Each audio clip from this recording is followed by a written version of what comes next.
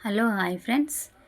ఇంతకు ముందు పార్ట్ 1 వీడియోలో చూశారు కదా, వెంకటేశ్వర స్వామి దర్శనం చేసుకున్నానని. నాకు తిరుపతి మొక్కు ఉందండి. 3 ఇయర్స్ నుంచి అయితే లేదు. ఊర్లో వెళ్ళేదాకా ఊర్లో దగ్గరలో ఉన్న వెంకటేశ్వర స్వామి గుడికి వెళ్ళి దర్శించుకుందాము సాటర్డే అనుకున్నాను. దర్శించుకుంటున్నానండి. ఇంకొకటి ఫ్రెండ్స్, మానవ సేవే మాధవ సేవ అంటారు కదా. నేనైతే హుండీలో వేయాలనుకున్న డబ్బులు అక్కడ ఉన్న దేవుడికి సేవ చేసే వాళ్ళకి, మరియు దేవుడి దగ్గర ఉండి వాళ్ళకి వాళ్ళు ఉంటారు కదండి బెగ్గర్స్, వాళ్ళకి చేయాలని చేశానండి. ఏంటంటే దేవుడి ముందు ప్రసాదాలు ఎన్నో పెడతాం.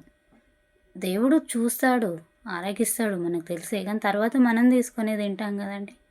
అదేవిధంగా దేవుని హుండీలో వేసిన డబ్బైనా సరే, దేవుడి దగ్గరలో ఉండి దేవుడికి సేవ చేసే పూజారికి, మరియు అక్కడ ఉండే ఊడ్చే వాళ్ళకి, మరియు అక్కడ ఉండి అడుక్కుంటారు కదండి. అనద్దు అనుకోవడం అని, కానీ చెప్పడం పడుతుంది కదండి.